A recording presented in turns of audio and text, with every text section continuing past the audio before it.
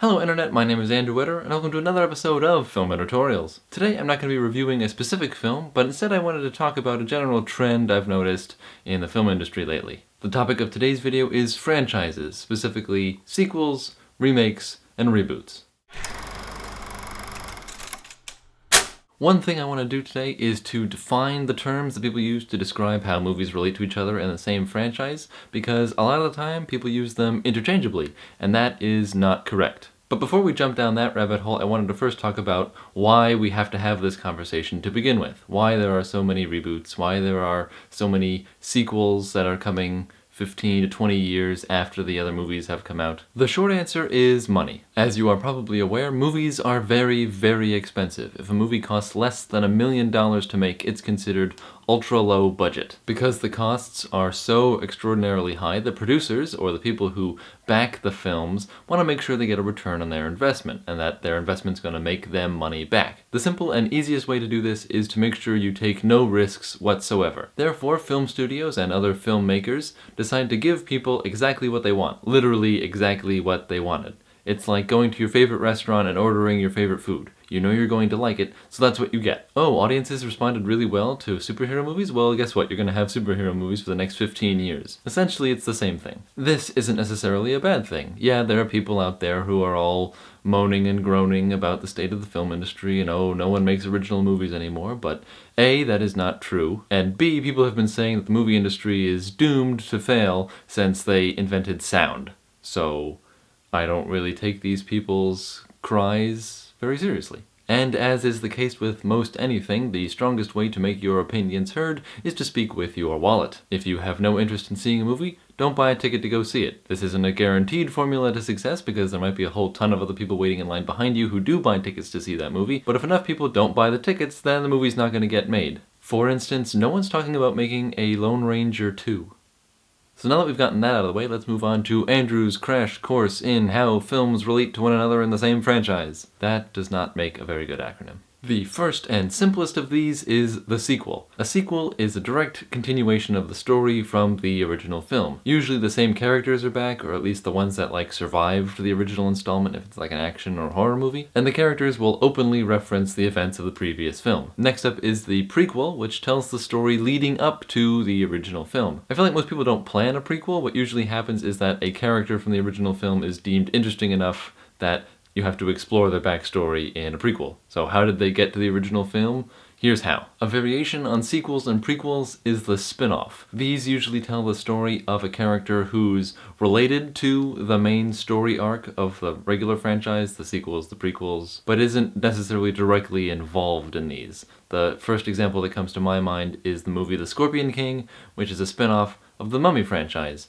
because the sequel to The Mummy Returns, had the Scorpion King in it, and it was decided that we needed to learn how he became a Scorpion King. So in that equation we have the original movie, the sequel, and a spin-off. Now theoretically there's no limit to the number of sequels or prequels or spin-offs you can tell of a story. So long as they're all in the same universe, it doesn't really matter how many there are. Take for example the Fast and Furious franchise, which they're planning on doing 9 movies, which seems like a lot considering it's based off of street racing, but what do I know? Our next term is remake, and in a remake, the filmmakers tell the exact same story as an earlier film. Now there are times when a sequel is going to bear a surprising amount of similarity to the original film. This is not a remake, because it's a continuation of the story. In a remake, they're telling the same story, but ignoring that the story has already been told. For instance, the plot points of Iron Man 2 bear a striking resemblance to the plot points of Iron Man 1, but Iron Man 2 is not a remake,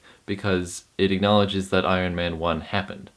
Whereas the remake of Psycho, starring Vince Vaughn, is a remake of the original Psycho because it tells the exact same story. The only things they change in that movie are that it's in color and it has different actors. Literally everything else is the same. Now you don't see too many remakes nowadays because what they've been subsumed by are reboots. And these are new beginnings to franchises. Often they will be remakes of original stories, but not 100% of the time. Not all reboots are remakes, but most remakes are reboots now, not always in the past. The big difference between a remake and a reboot is that a reboot has been made with the hopes that it will continue the franchise, whereas a remake is just telling the same story a second time. An example of how this situation gets a little blurry pretty quickly is the Spider-Man franchise. The Amazing Spider-Man 1 has a lot in common with the original Spider-Man 1 movie, but it's not a remake, but it is a reboot. Even though the stories are very similar, I don't think it's actually fair to call The Amazing Spider-Man a remake of Spider-Man, because the villains are different, first of all. The next term is one that I think should enter the mainstream lexicon if it isn't actually a thing. I'm not sure. I mean, I talk about it enough in real life where I think it's a thing, but maybe not everyone else thinks it's a thing. Anyway, I think this term should be a thing, and this term is sequel boot. Now, a sequel boot is a movie that is simultaneously a sequel in the same franchise as the original movie, but also reboots the franchise and starts telling its own new story. I can think of 2 examples for this trend, and both of them involve time travel, which so far I think is the only way for this kind of thing to make sense, but with the new Ghostbusters movie coming out, maybe they'll find some way to do it. The 2 examples I can think of are the new Star Trek movies and the newest Terminator film. Both the Terminator franchise and the Star Trek franchise are now going forward with the assumption that yes,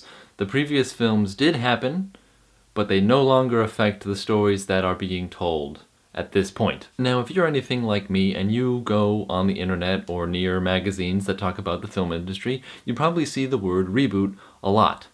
My problem with this is that not everything that has been described as a reboot is in fact a reboot. For instance, Mad Max Fury Road is not a reboot of the Mad Max franchise. Granted, no one had thought about the Mad Max franchise for a good 10 years, but that doesn't mean that Mad Max Fury Road is a reboot. It's revitalizing the franchise, but it doesn't ignore or wash away or replace any of the events of the previous films, as bad as they might have been. Another topic very close to my heart is the new Star Wars movie that's coming out. Some people are describing this as a reboot. It is not a reboot. It is a straight sequel to the events of Episode 6. It just takes place several years later. If there's one franchise that breaks all of the definitions I've just given you, it's the James Bond franchise. Because every time they get a new James Bond, they kind of have to reboot the franchise, except they're not actually rebooting the franchise, because some of them are direct sequels to the previous films, and some of them aren't, and then they go back and forth sometimes, like, coming up, Inspector, Blofeld is back, even though in the other movies Blofeld is dead. So, who knows how the James Bond movies work, but almost every other franchise conforms to the definitions I have given you. Okay, I think that's going to be it for today's video. Let me know what you think of my definitions down below in the comments, and I have some homework for you. Sound off in the comments what you think the term re-sequel means. This is another one of those terms that I use, but I don't know if anyone else has an idea what it is, so let me know what you think it means down below in the comments, and I will talk about it in the next video. Thank you for watching. Please don't forget to like, favorite, share this video, subscribe to me here on YouTube, follow me on Facebook, Twitter, and Snapchat. I will see you guys next time. Bye!